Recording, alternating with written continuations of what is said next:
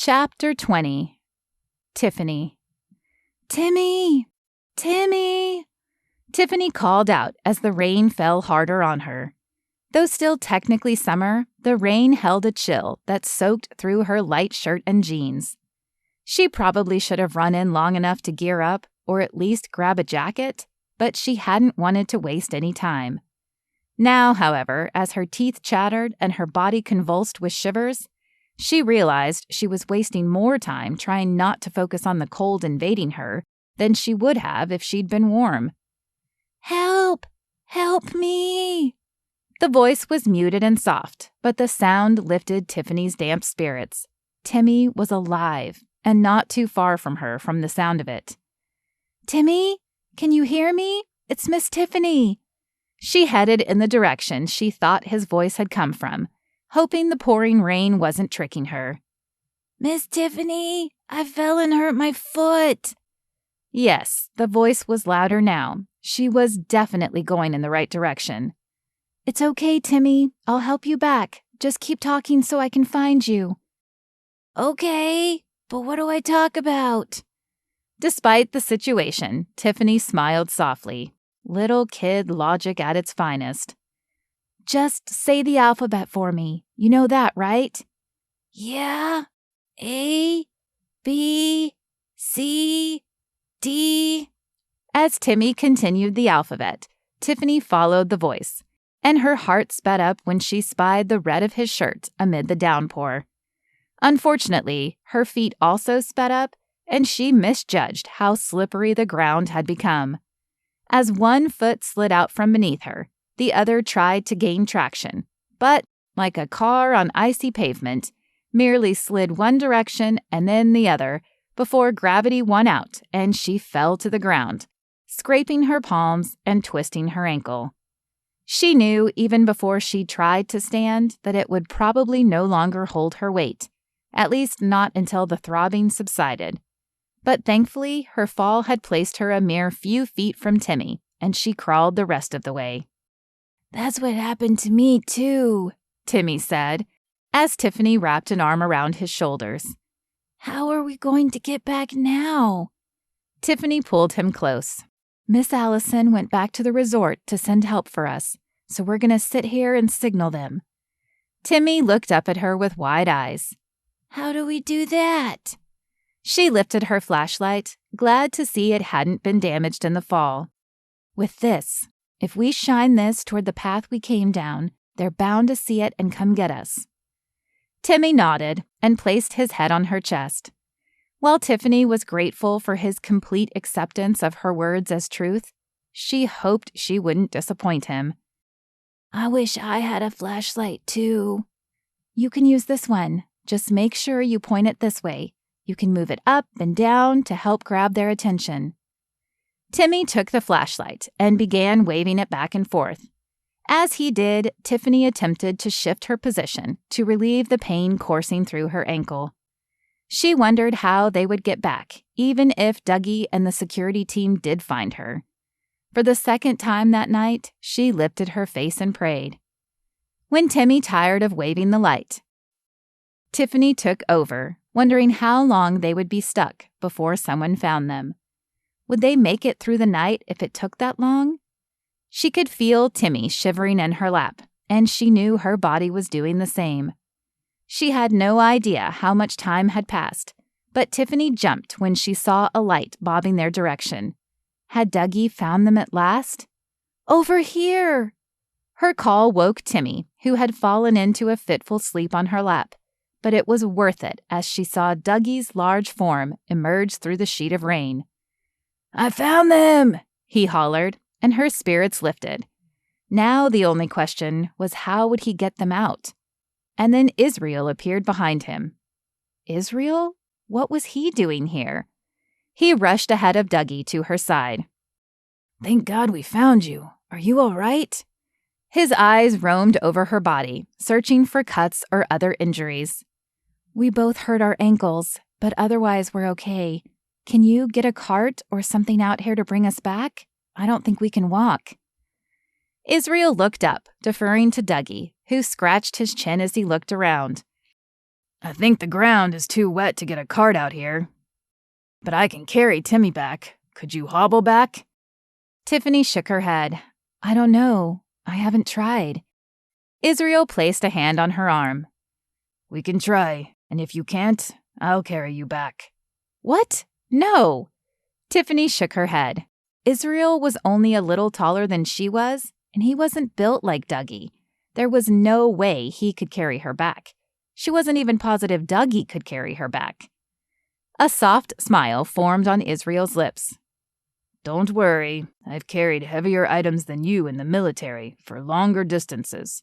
If I have to carry you, we'll be fine. Tiffany had her doubts, but the confidence on his face quieted them.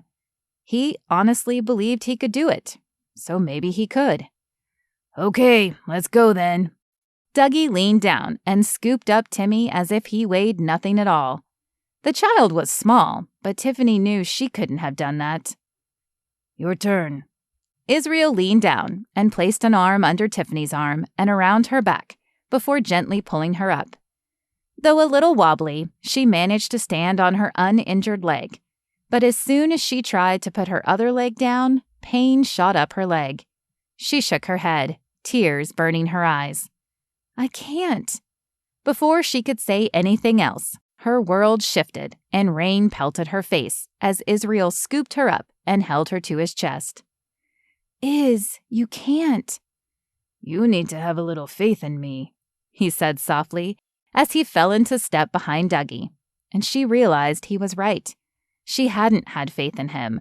Not that he would be okay with her situation, and not that he loved her. We should talk when we get back, she said, wrapping her arms around his neck. He smiled at her. I'd like that. The trek back to the resort was slow, but she enjoyed the feel of Israel's arms around her and the beating of his heart against her ear. Chance and Mary Beth met them at the resort door, concern etched on their faces. Oh, thank goodness you're all right, Mary Beth said, moving first to Timmy and then to Tiffany. Yeah, I might not be very mobile for a few days, but we're okay. The chattering of her teeth diminished the confidence she'd tried to exude. We'll take care of that. Don't worry, Chance said, tapping into his phone.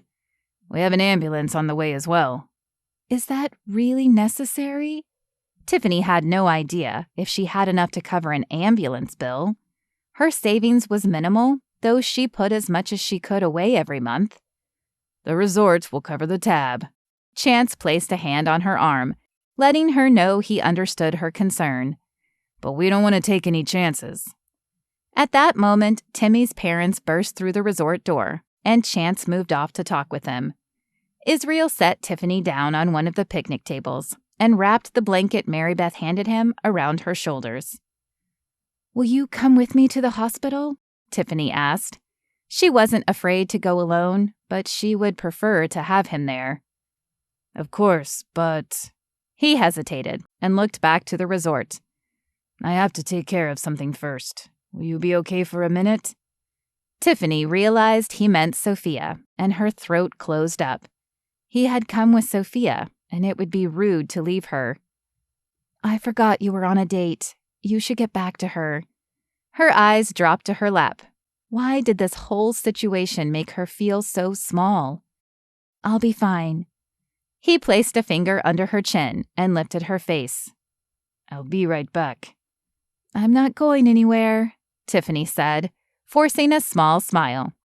As Israel hurried inside, Mary Beth wandered back over and took his place. He really likes you, you know. Tiffany looked up at her. How can you say that? He's on a date with Sophia. A date he left as soon as he heard you were missing. He was so worried he didn't even tell her before he left. She looked back to the resort. I don't know Israel well, but if he's anything like Chance, and I suspect that he is, then the fact that he left a woman without an explanation is eating at him. I'm not a betting woman, but I'd lay money he's in there apologizing for leaving and then explaining the situation before apologizing for leaving her again. No doubt he's telling her he should never have accepted her invitation because of his feelings for you, and those were plain as day all over his face. She shook her head before turning back to Tiffany. He could have just stayed here with you and left Sophia alone in there, but that wouldn't have been right. It may not feel like it to you, but he's doing the honorable thing right now, and you should count yourself lucky. Men like that are hard to find. She looked back at Chance, who was still talking to Timmy's parents, who had been reunited with their son. I should know. Tiffany swallowed the lump in her throat. She knew Mary Beth was right. As much as she wanted Israel to stay with her, she would have wondered about a man who could ditch a woman, even one he didn't care for, without an explanation. Thanks, Mary Beth. Mary Beth smiled and bumped her shoulder against Tiffany. Any time, and whatever it was that separated the two of you in the first place, I would bet that it's not as big of a deal as you think it is or was. Relationships aren't always easy, but the one thing that all lasting relationships have in common is communication. Talk to him. He'll probably surprise you. Tiffany had no doubt that Mary Beth was right. She'd been so wrong to shut him out and make assumptions on how he would feel. She just hoped he could forgive her.